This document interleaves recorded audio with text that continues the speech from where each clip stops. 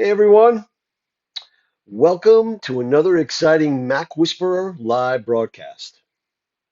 I'm Frank, I'm your host for today, and it's amazing, of course, to have you with us. Tired of endlessly texting photos back and forth? Struggling to find that one picture someone swears they sent you? Or maybe you just want a better way to manage and organize your family's shared memories. Today is your lucky day. We're going to be diving deep into Apple's new shared library, iOS 18, exploring how to seamlessly share, organize, and protect your photos. Whether you're tired of juggling albums or you just want more streamlined way to collaborate with loved ones, this is the tool you'll need to master. So you're in the right spot. Plus, as always, stick around for Dylan's MacWhisperer Power Tip, a secret shortcut that will make sharing photos effortless. As always, we have a download for you, today's resource, a shared library. Well, actually, it's a photos guide. So you're going to be your go-to reference. Share that with your friends and family. Introduce yourself in the chat.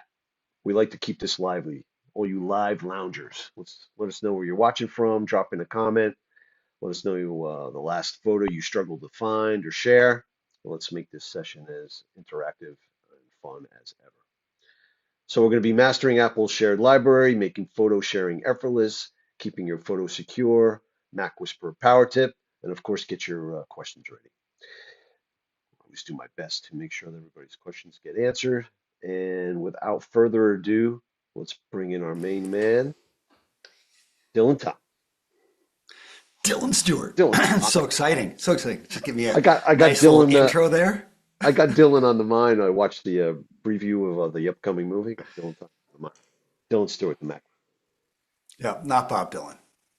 Better voice. Maybe. Maybe. Welcome, everybody. Welcome. We're going to be getting into photos today. There's a lot of really cool stuff that you can do with photos, but one of the most frustrating parts of it is trying to share your photos with other people. And we're going to talk about some of the methods that we can use to share photos, some of the basic tools and tricks, and we're going to cap it all off by teaching you guys how to use the new iCloud Shared Photo Library. The Shared Photo Library is a much better solution than shared albums for reasons we'll talk about later. But if you have people you're trying to send photos to, especially family members, maybe your wife or your husband or your kids, this is going to solve it. And one of the funniest things for me is I've been doing this for so long that I had 500 workarounds to kind of solve this problem. I had a couple who just wanted their library to be identical. And back in the day, everybody had the same Apple ID, so the whole family stuff was shared. But with iCloud and text messages and all the other tools, most people have their own Apple IDs. And so this couple's system broke and fell apart. And the wife kept taking pictures and the husband kept organizing them. And then every 6 months, they'd have me over to merge the wife's new pictures and the husband's organized pictures and try and make sense of it. And they kept saying there has to be a better way. And I kept saying, nope. There's lots of workarounds, but there's no better way. And now there is a better way. And the funniest part about there being a better way is most people aren't using it, which to me is just like you asked for help, help showed up, and you're still doing it the old way that didn't work then. So we're going to get into that today. We've got some good pieces to talk about. Frank, anything you're really looking forward to learning or finding out about during today? Well, I'm a complete newbie having to do with shared libraries, and I believe you asked me to partake today, so I'm excited about that. And as always, looking forward to we laugh. Pez is making fun of the fact that my shirt is not loud enough. And I So want you to know that this is one of the shirts I bought before I got crazy. And so it's not that something's wrong. I was just feeling old school. You never know what to predict with me, Pez. Sometimes you'll have a fancy shirt on. Sometimes it'll be a t-shirt. I probably won't ever show up bare chested, but you never know. It could happen. I'm just unpredictable like that. So, Frank, we're going to be doing a little bit. We'll be talking about YouTube members. We'll be talking about the membership and some other things and the smart guide a little bit later. Are we ready to just hop in and start to talk about photos? yeah, absolutely. Let's get moving. Everybody's ready. Let's go. Should We're have my going to the screen phone. up. Yep. That should be your phone. Yep. Go. That should be my phone. Looks like my phone, where I can see it. All right, so the first thing I want to talk about is just photos in general. So as we come into our photos library here, you've got a ton of pictures, a ton of different ways to organize things. Coming out of the photo library section by pressing the X in the lower right hand corner, you get into your collections. And inside your collections, there's lots of ways to organize things, whether you're doing it by people and pets, or by albums, or by shared albums. But once you have a lot of pictures that you want to send to somebody else, there's minimal ways to do it. So if I had just had a family event, we'll just talk, this one's our little date night event. I'm going to click select on the top here, and that's going to allow me to run my fingers along each of these photos to select them. Grab that whole set right there. Oh, didn't grab it, grab that. And then once you've selected your photos, you have this nice little share button in the lower left-hand corner. Most people will click on it, and then they will text the person, which is fine. People get texts of photos all the time, but this is my wife. So if I text her this batch, then I got to trust that she puts it into her photo library and doesn't just leave it in text. A lot of people just leave their photos in text and then they can't find them in the library. Or I'm going to have to send them to her, and then I'm going to send another batch and another batch and another batch. And it's going to be this perpetual job of every time I take a picture, I've got to text her. I've got to hope that she puts it in her library. And that's just silly. So there's a different system as opposed to sharing individual photos. And that system is to do what's called a shared album. I'm going to click where it says add to shared album right here. This takes those photos. You'll see it downloading the high quality version so it can share that version. And it allows you to add it to an existing shared album or create a new shared album. Now, none of this is new, and I'm sure everyone on this call has done at least one shared album before. But I want to start with this idea. Many people do a shared album per event, meaning you're with your family and it's Dad's birthday and you do a whole shared album for Dad's birthday and you send it to Dad and the people that were there. And then 2 days later, it's your brother's birthday. And now we're going to create a new shared album for my brother's birthday. And what ends up happening when you do that is a huge accumulation of shared albums. And I've been doing this for a long time. You'll see, oh, wrong button, Dylan. You'll see in this share, there's just tons and tons and tons and tons and tons and tons of them. So shared albums are a great solution, but they have a couple of major problems. The first problem is there's no way to organize them in any way, shape, or form. What I mean by that is when you create a shared album, the order of the photos is chaotic. There's no order. It's not by date. It's not by when they got uploaded. It's really random. And I have not been able to figure out what the logic was of having them move into a shared album in random order. And it can be really problematic because you might have taken pictures of a wedding, right? And then the first picture is them walking away because they were throwing rice at them and the wedding's over. You're like, well, what happened to the prep photos? Shared albums don't allow you to organize beforehand, and they don't allow you to organize later, which means when you go, oh, that's the end picture, let me just move it to the end. Nope. A shared album, you can add to it, but you cannot control the order. In addition to that, when we're dealing with other kinds of albums, like our standard albums, we can create folders to organize them. So instead of having 9 million separate albums for Julie, I have a folder for Julie with 9 million albums inside of it. Folders are a great way to organize things, and you can't do them with shared albums, which means that when you're dealing with your shared album list, it is what it is. It's this long list. You can't organize it. You can't reorder the different albums. You can't reorder photos within the albums. There's essentially nothing that you can do to make sense of the photos once they've been shared. But that's not the worst part of shared albums. The worst part of shared albums is the resolution is dumbed down the second you use a shared album. So there is no way to get your highest quality photos out of a shared album. So you took those great pictures of Dad's birthday and you sent them there and Dad downloaded it and it looked like crap. Because that's how shared albums work. The plus to shared albums is they don't take up your iCloud storage space, which is why Apple reduced the quality of them, because they're like, hey, we're paying for the storage. We don't want you to have high quality because we don't want to pay for it. The other piece about shared albums, and again, you can see it's chaos here. There's so many, it's so hard to organize them, is that if you create a separate shared album for every event that you have with your family, that list grows exponentially, which is like, oh, how am I supposed to deal with that? So if you're going to use a shared album, I want you to think about creating a shared album for a group of people rather than for a specific event. So instead of just having your shared album, and I'm going to come back in my shared albums here, instead of having that shared album for the one birthday party, right? You should have a shared album for all of your families. You have a family share, and you have a share with your wife, and you've got a share with your mom. And then when you have an event, you just put your pictures in that shared album. And instead of managing 500 of them, you're just managing the handful with the people that you communicate and share with the most. And that will be the only way you can simplify shared albums. Last thing about shared albums. If you are a recipient of a shared album, in other words, you'll see this one here that says Phoebe Liliana. This was my daughter's trip to New York that she shared with me. When you are a recipient on a shared album, the photos do not live in your library. They only live in the shared album. So if I want to do something with these pictures, I'm going to have to take them and I'm going to have to download them into my system because I don't have them yet. I'll click the little arrow here, and then I'm going to click where it says Save 3 Images.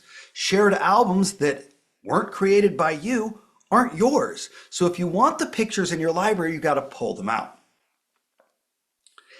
In addition to that, if you created the shared album, all of the pictures that were created are a copy of what's in your library, which means that if you don't know whether you've got a picture or not and you re-import it, you're going to re-import a copy that's lower resolution.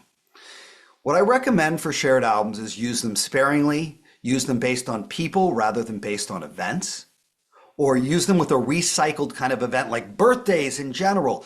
Make it less specific so you have fewer of them. And after a certain amount of time, I'm going to go all the way down to the bottom here.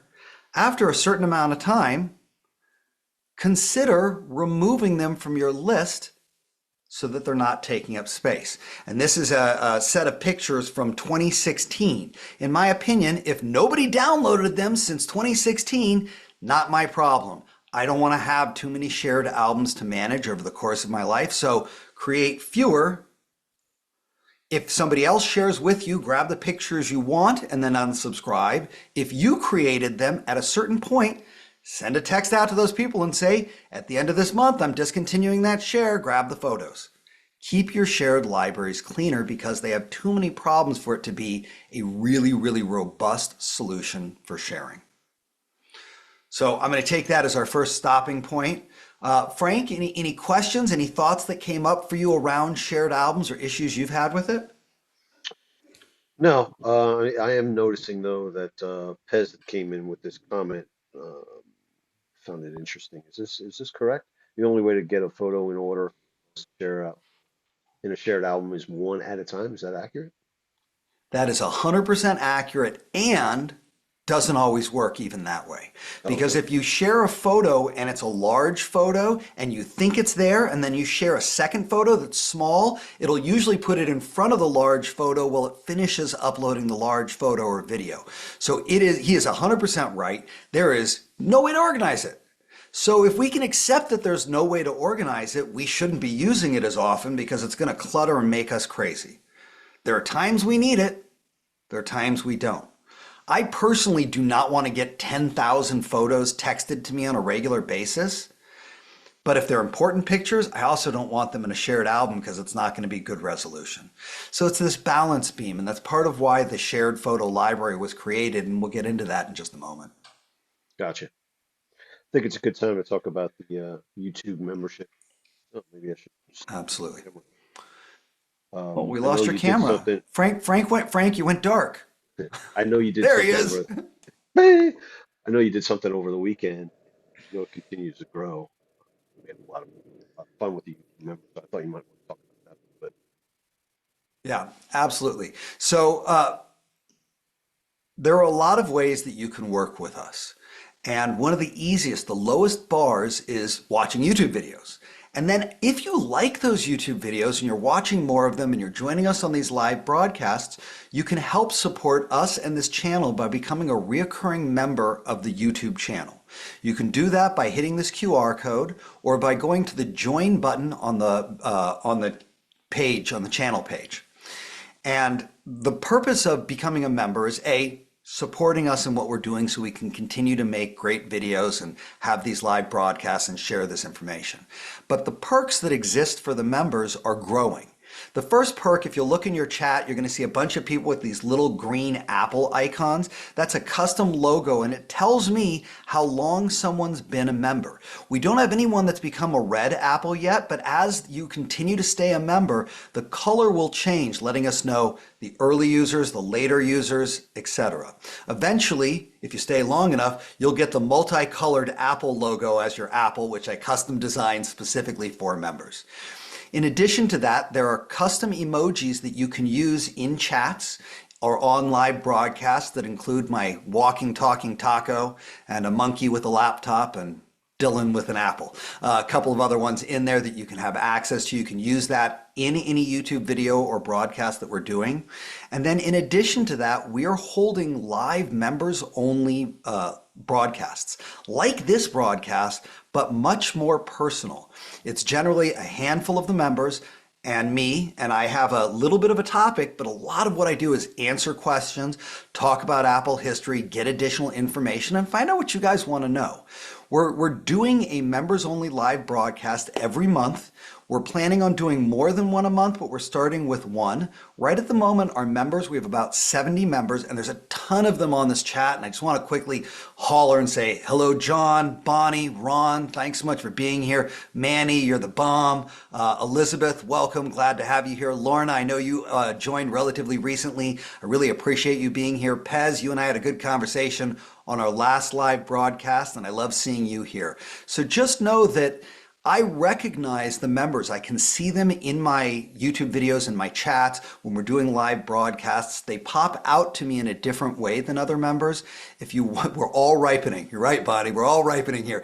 And if you want to get more out of this than simply showing up and being passive, the best way is to just join the membership, the YouTube membership. Starts at 99 cents a month, goes up to $20 a month. For anyone who is a huge fan of the smart guides, we're about to announce a brand new perk, which is that the $10 members will get the smart guide emailed to them every week, whether they're on the broadcast or not.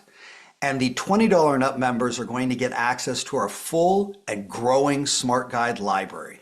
So if you're on a 99-cent or a $4.99 membership and you want more out of it, just know we're building these perks for you guys. We're really excited about it. And it won't be long before we hit 100 YouTube members. When that happens, I will have a special celebration for you guys. I'll have some gifts and some really fun things to do. So we're right at 70 right now. If you're not a member or if you're a member on a lower level and looking for more of the smart guides and other perks, please consider becoming a member or upgrading your membership. And I can't wait to connect with you on our next live call. It's great growth. I remember when it was 5 people. We were like begging. We were like, hey, if 20 people show up, we'll do something. Yeah, that's, that's right. You got to 20 start was a big somewhere. number. Yeah, no, it's true. All right, let's get you back. Phone. Yep. Would be. Okay. So if we've recognized that sending individual photos via text or email is exhausting, doesn't work, and you never know if the person puts them in their photo library, and we understand that shared albums are something you can't really manage or organize very well. Hang on, I'm going to turn something off. I see myself slowing down here. And if we recognize that shared albums are something that we can't organize very well, that can become overwhelming, and that reduces the file size, what are our options? Well, there's not a whole lot of them, because you can take your whole iPhoto library and share it with another user, but as soon as you start working with it, that's going to break the synchronicity. So Apple created something, and it's a brand new tool. I get in the right place for it. Apple created something, and it's a brand new tool called a shared iCloud photo library. And to access it, you can do it from the Photos app, by clicking on your profile in the upper right-hand corner here. And as you scroll down, you will see your shared library. Here you can see it right here, shared library, and it allows me to manage it. But what I'm going to do now is I'm going to switch off my main phone and I'm going to go to a secondary phone that has not set it up yet. And I'm going to walk you guys through exactly how to set it up. And Frank will get to share in our photo library. So Frank, I'm going to turn off that screen share for a second. Let's grab the other phone. Hopefully it works smoothly this time. Not a problem. And by the way, Boom, boom, boom, boom. regarding my reference to Dylan Thomas, you know he was a poet, right? Yeah, I know who You Dylan Thomas is. My name is know, Dylan. I have to know all about I all famous want to make Dylans. sure the It's correlation important. with Bob Dylan had everything to do with Dylan. Yeah, Bob Dylan's real name is Dylan Zimmerman. He named himself, I'm sorry, Bob Dylan's real name is Bob Zimmerman. He That's named himself Dylan after Dylan Thomas, all of which anyone named Dylan has to know. I guess I'm going to sidetrack for a second because you brought it up. I I, felt like I needed to bring it back around, but enough on that. here, here's the deal. I grew up when no other Dylans existed. I had only known of Bob Dylan and one other person that was one of my mom's friends whose name was Dylan. In those days, Dylan was an uncommon name. It was more common as a last name. And then Beverly Hills 90210 came out, and their big, character was Dylan McKay. And overnight, my name went from unpronounceable and unmemorable to, oh, you mean like Beverly Hills 90210? Perfect. And it never changed because all of the kids who watched Beverly Hills 90210 had kids, named them Dylan, and now I can't walk into a grocery store without some mom yelling, Dylan, get your hands out of the Apple Jacks. And I'm thinking to myself, how'd she know? Sorry, I couldn't help it. Let's get back into photos. We're not here to talk about Dylans. So I'm on this new phone and I'm going to go into my photos library and you got a bunch of pictures here and I would like to share some of these pictures with Frank, but I want to share them perpetually with Frank. Not like a one-time share. Frank and I are going to have a library which we can each add to and take things out of in order to create a connection between the two of us so that my devices and Frank's devices can have the same photos without a shared album and without my texting them. So the first thing we're going to do is I'm going to come into the settings section and I'm going to scroll down to the bottom and I'm going to go to apps. Here I'm going to jump down to the P's and go into photos. In photos, we're going to see a section that says shared library and says set up. So we're going to set it up. I'm going to click on it. It lets me know what we're doing. I'm going to click get started and it says who would you like to share it with? And you can share it with up to 5 people. And these 5 people do not need to be in your family. Let me give you an example. I have a client who is a dermatologist and she takes lots of pictures that need to be used for social media for her business. But she takes the pictures on her personal phone and she doesn't want her assistants to have access to her personal phone. So we created a shared photo library. The pictures get taken, get put in the shared photo library, and the assistants can pull them up from the office iPad, office computer, or office phone, giving them access to all of the pictures without sharing her private personal pictures. It's a great solution for any situation where more than one person needs access to the same photo library. So in this case, we're going to click Add Participants, and I am going to add Frank, who is, of course, not going to show up right. New phone, who dis?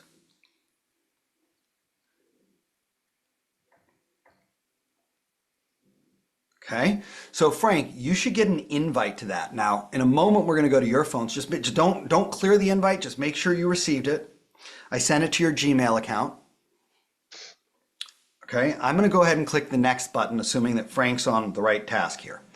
Once you've shared it with the people you want to share it with, you get to choose which photos you're going to put into that shared library.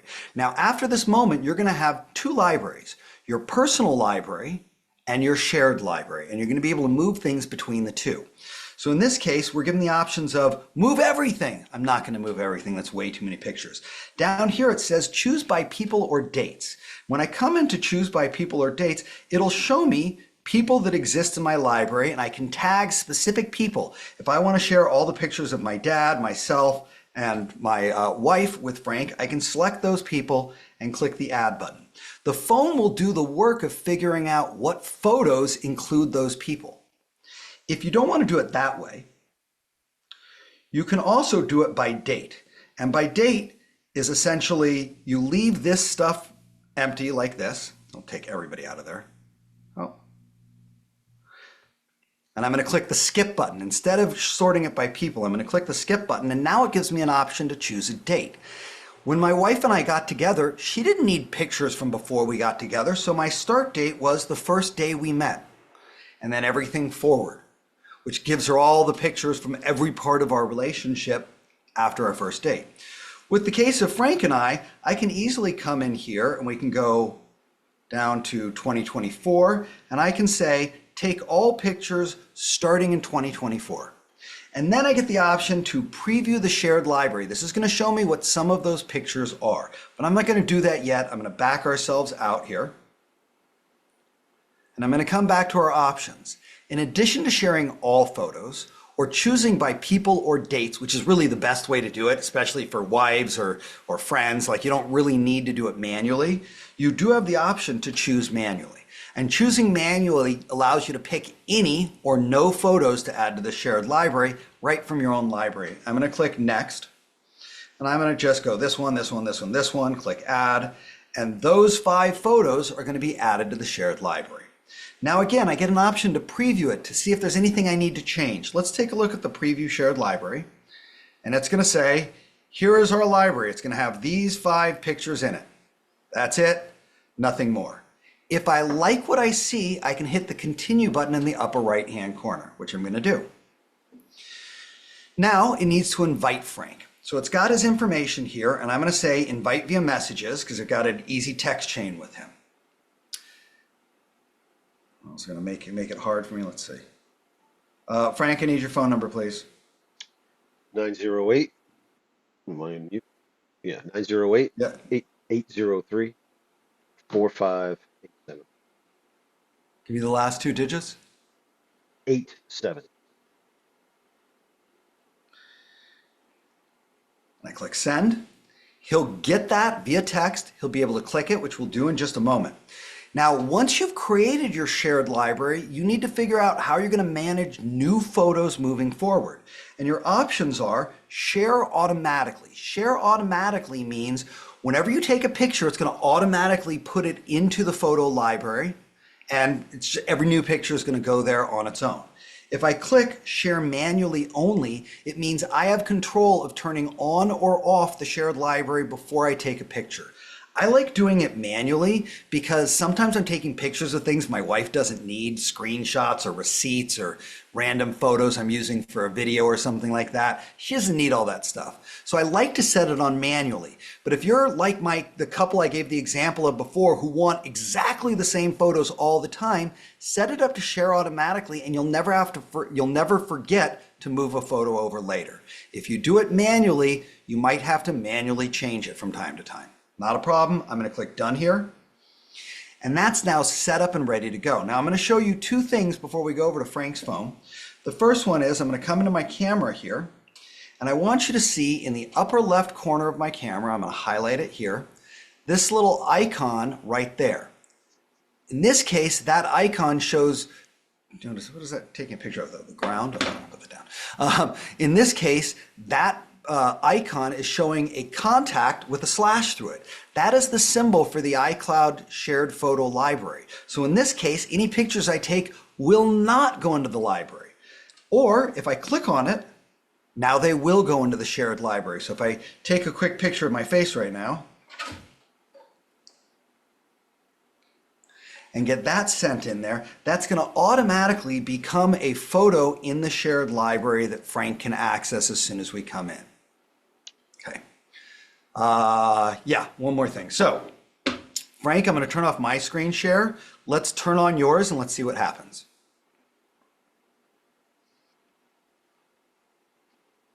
I think you had a different screen for it. Yep, just getting it. Frank is a huge Beatles fan, you can tell. It's very, very hard to miss that. It was one of the first things I learned about him.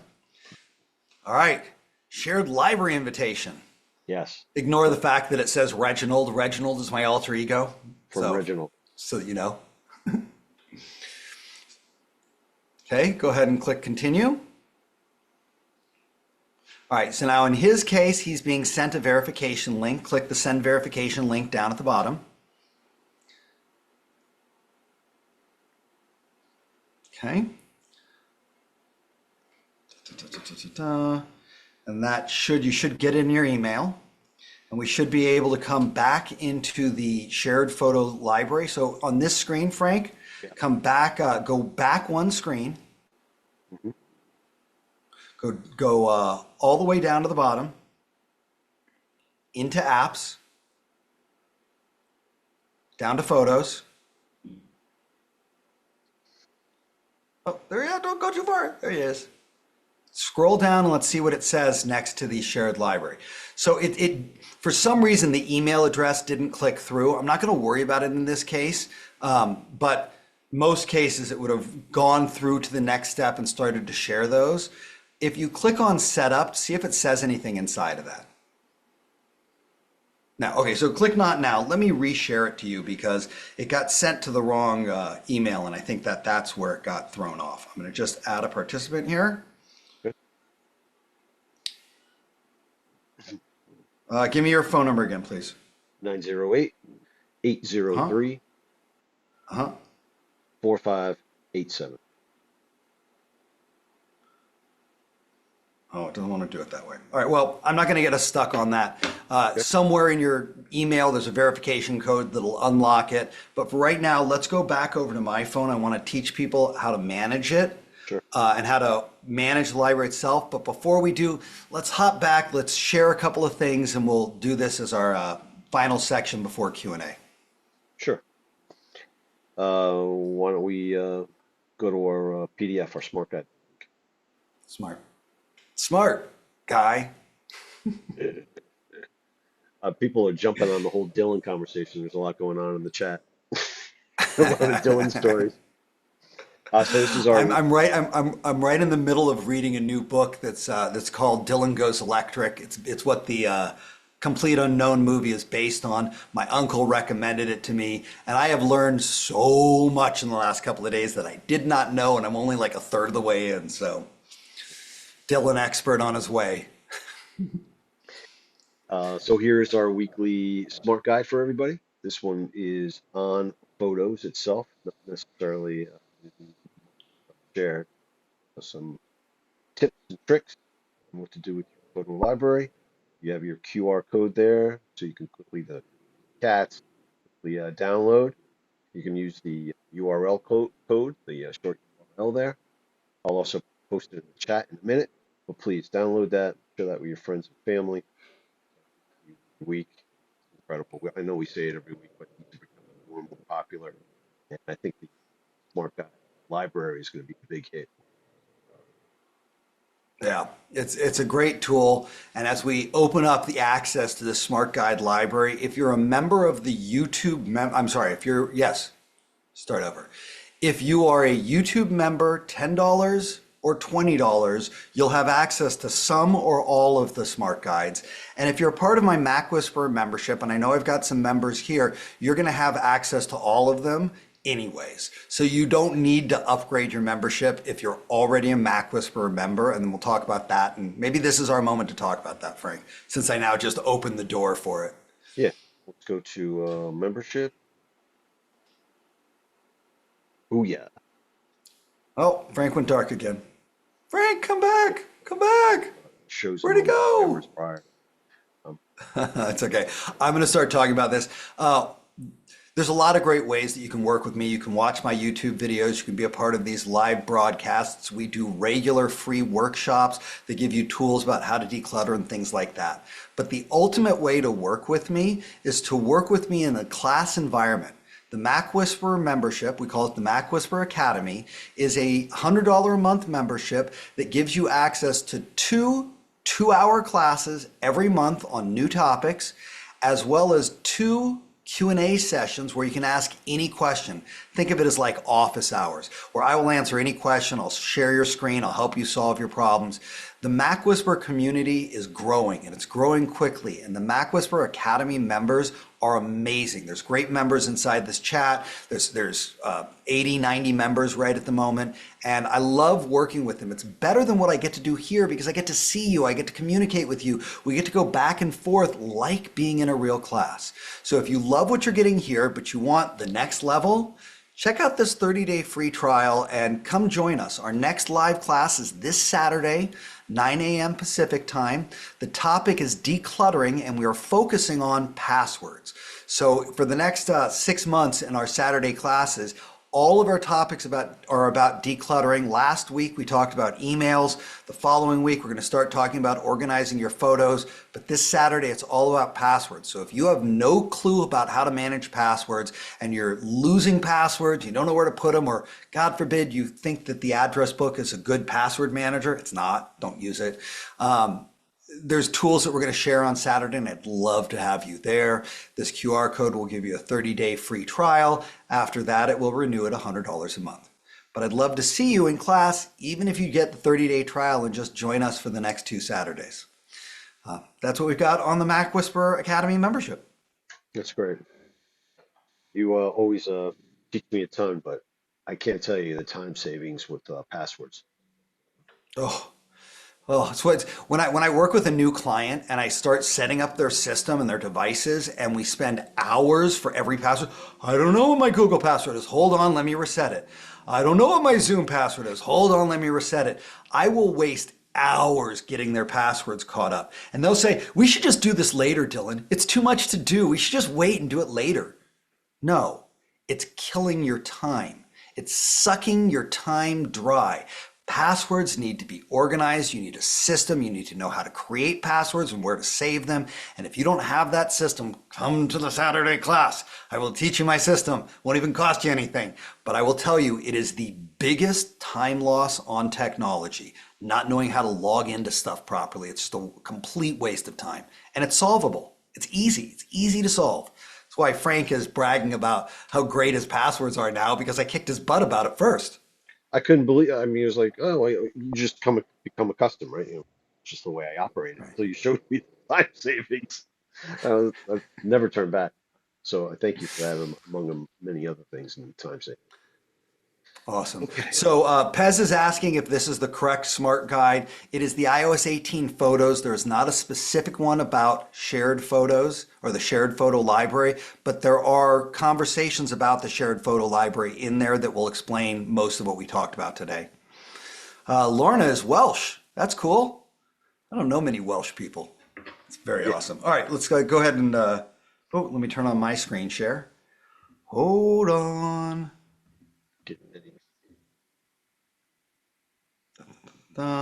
Okay, so here's what I want to talk about.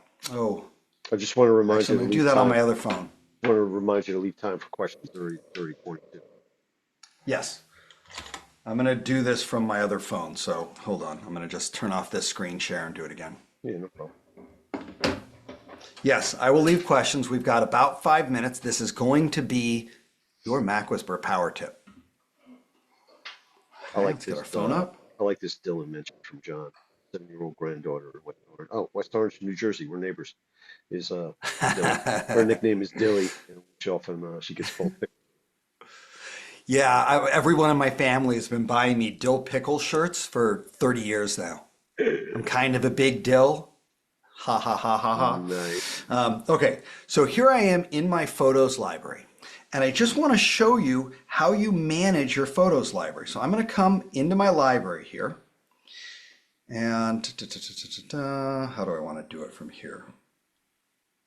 Okay, so in the lower left-hand corner of the Photos library, you've got the 2 arrows. You'll notice that there are 2 options here. One says both libraries, and the other one says personal library or shared library. We're currently looking at both libraries, but what I'm going to do is I'm going to go to my personal library, and here you can see some of the recent things that I've captured, some of the recent events that I've had. These are just mine. My wife does not have access to them. Hey, Frank. What is this rock band? Well, I don't think I know. That's Jimmy Eat World. It's Jimmy Eat World. course. Sorry, that was my little inside joke. Some YouTuber or some Facebook person put down all these pictures of rock bands. That's Queens of the Stone Age. I thought this was funny, so I saved in my photos library. My wife does not need them. I'm going to click in the lower left-hand corner, and instead of the arrows, it now shows just this little contact icon. When I click on that, I'm going to go out of the personal library and into the shared library. This is now the pictures that my wife and I share together. You can see last week's cooking class, date night, and some of the fun events we've had, some of the silly license plates we like to capture. We took my son to go see Whiplash in concert. This is my shared library. When you are generally operating, you should be in the both libraries section where you have both libraries visible. And then if you look in the upper right corner of any one of these photos, you can see this little icon here which says that's part of the shared library. Now you'll notice this one with these cats is not part of the shared library, right? There's no contact picture there. It's very easy to move it there. I'm going to press and hold on the picture of the cats. And right down here there's an option where it says move to shared library, and I can send that right over to the shared library. There's the contact icon. But then I realize, you know what? This picture of my wife and I isn't very good, and I don't want it in the shared library. So I'm going to press and hold on that, and I'm going to move it to the personal library. You have ultimate control over which photos are in your secondary shared library, which photos are in your personal library. But if you leave it set on both libraries, you'll be able to see both of them at the same time. Now remember, I was telling you about one of my clients who shares her photo library with the assistants. The assistants are set to only the shared library. That way they don't see anything on the other side. And each person will have their own personal library and access to the collective shared library. And so you can imagine, you don't want to share a library with your kids and have all their pictures go into your library. By doing it this way, they have their own pictures, but they can see all the family photos that you take and add on a regular basis. So the shared photo library is hands down the best solution to sharing to people that you regularly take pictures with. And when it's set up properly with the right people in it, even if it's set to manual, even if I have to manually choose to go to the shared library, when I take pictures of people that are a part of my shared libraries, I will get suggestions up at the top that say, hey, you should try putting this into your shared library. Or, hey, this was a picture of your wife, that should go there. Or, hey, that was your dad's birthday party, maybe you should put that into the shared library. So it makes it really easy because even if you're on manual, it will tell you which pictures it thinks belong in that library based on who else is in the library and the people that you add to the shared library section. Once you've created your shared library, you can access it from the Photos app by clicking the upper right-hand corner here. You can see here, here's a suggestion for the shared library. There are 25 pictures that it's pretty sure are my wife and I.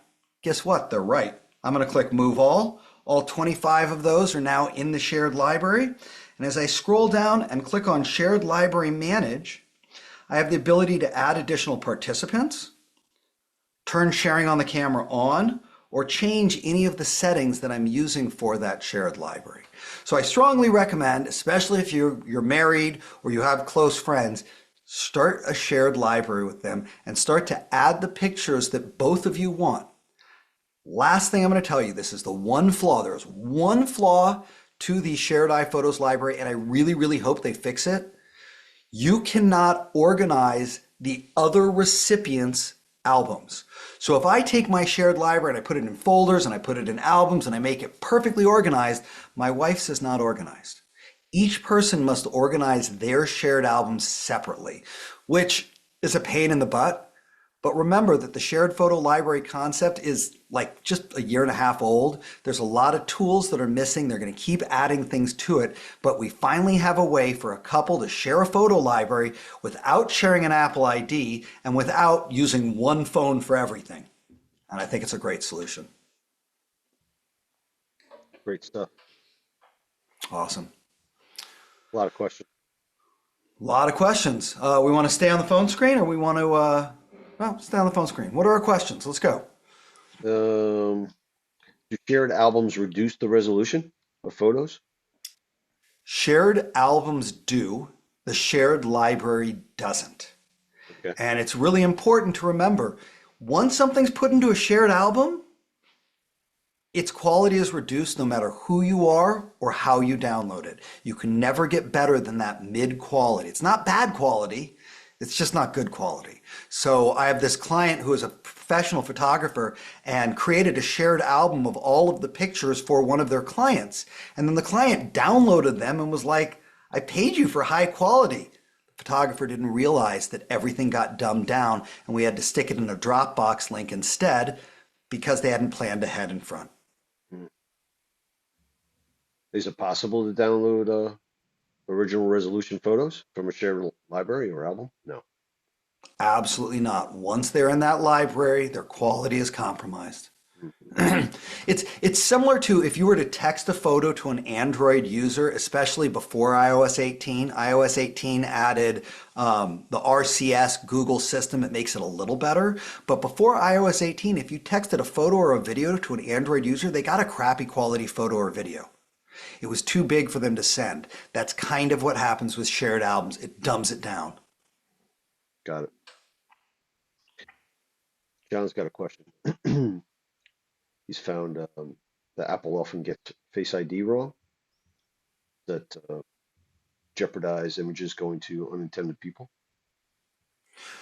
I'm assuming that by Face ID, we're talking specifically about not actually unlocking your phone with Face ID, but the pictures that get identified in the people and pets section. Sounds like If that's what you're talking about, John, just give me a thumbs up. If you're talking about actual Face ID, it's a different issue.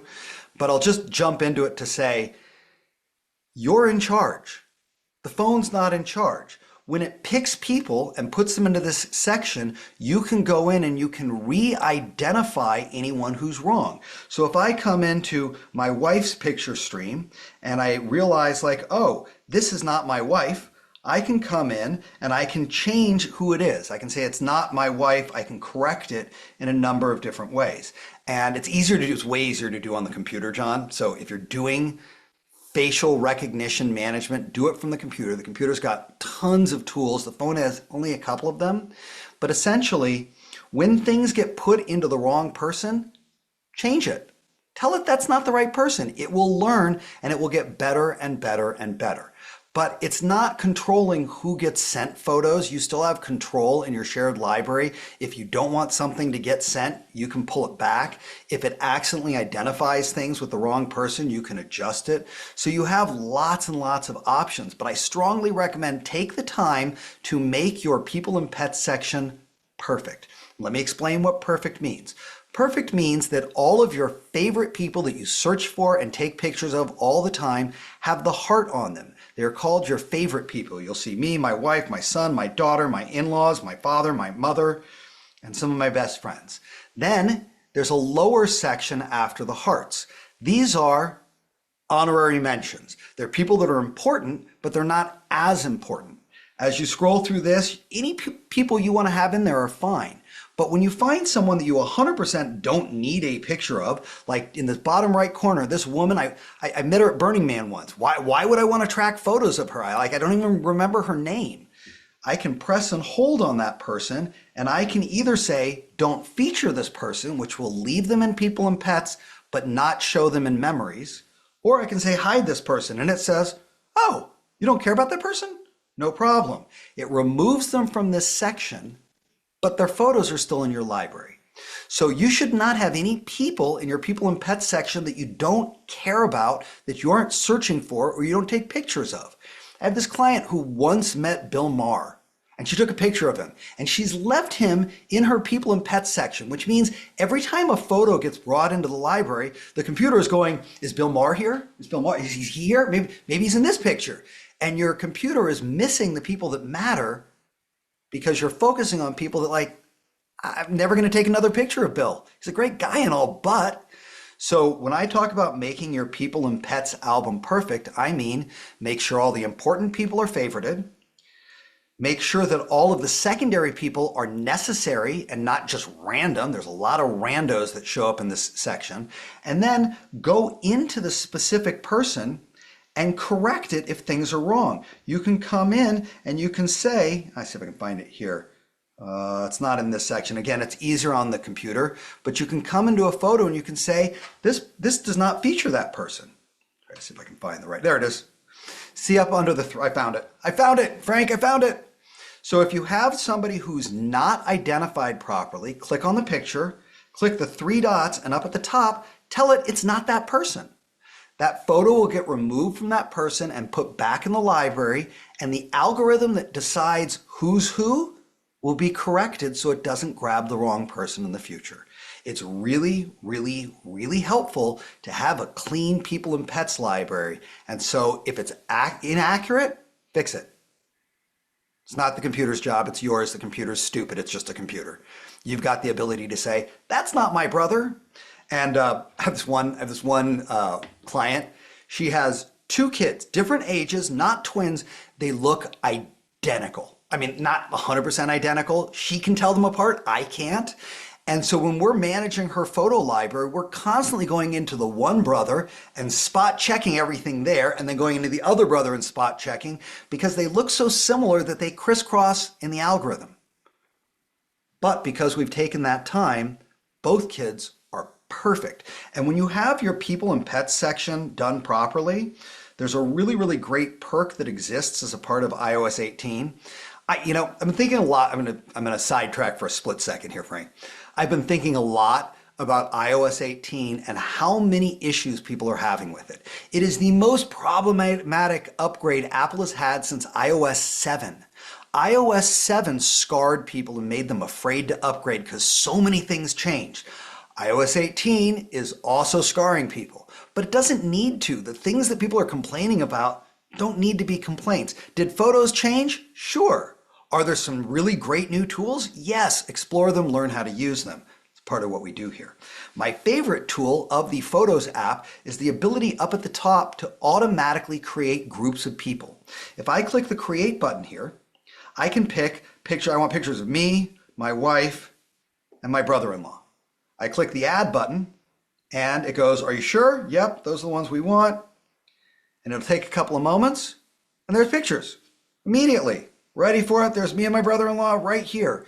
It's so easy to do just because I took the few minutes to make sure the people and pets were correct. There you go. Wow. I know I over-answered that question, but it's a trigger point for me. The people and pets section is so valuable, and people think that it's just random. You're totally in control. Can you repeat What's that? next? Can I edit? Not in the time we've got left. Can we edit photos in a iCloud shared photo library? And will others see Absolutely. the changes? Absolutely. Oh yeah? It's as if it's a secondary library that both of you have access to. So if you crop a picture, edit a picture, correct a picture, annotate a picture, add stickers on a picture, it's part of that library, and anyone who can see that library can see those changes. Which is great because it means in a lot of couples, one of them does the photo editing and the other one does the photo taking. And so the photographer can take all the pictures and the editor can fix them all. And both of them get the benefit of it. Now, Frank, I started all of this off before we came on live asking you whether you had an iCloud shared library with your wife. Thoughts on that now? Yeah. We're always texting photos to one another. So yeah, it's a no-brainer.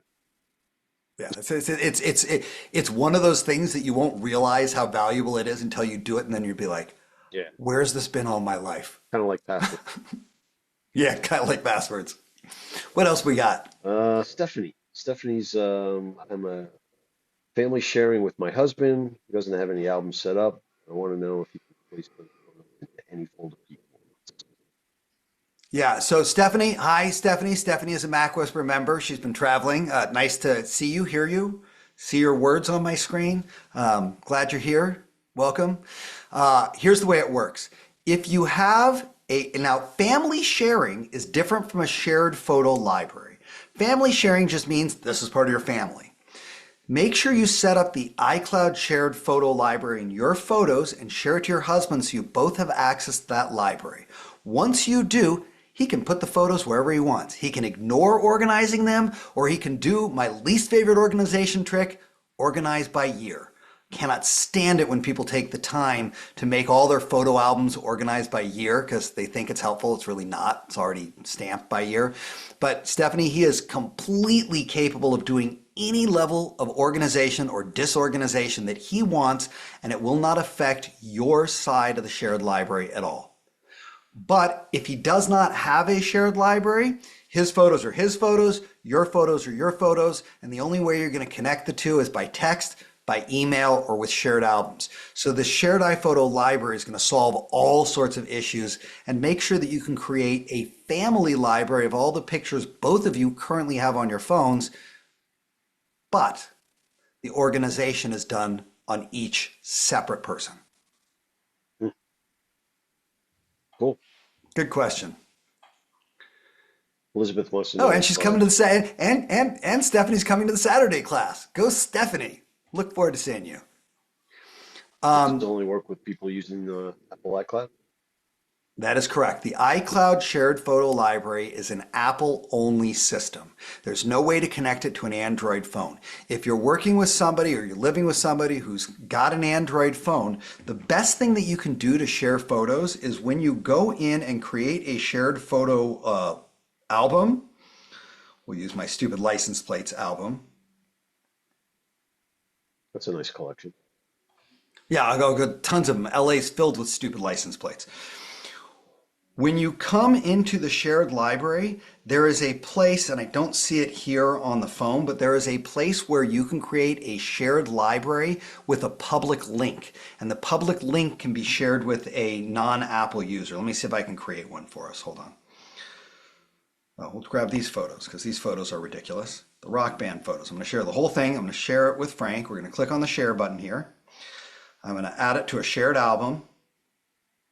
We're going to add it to a new shared album.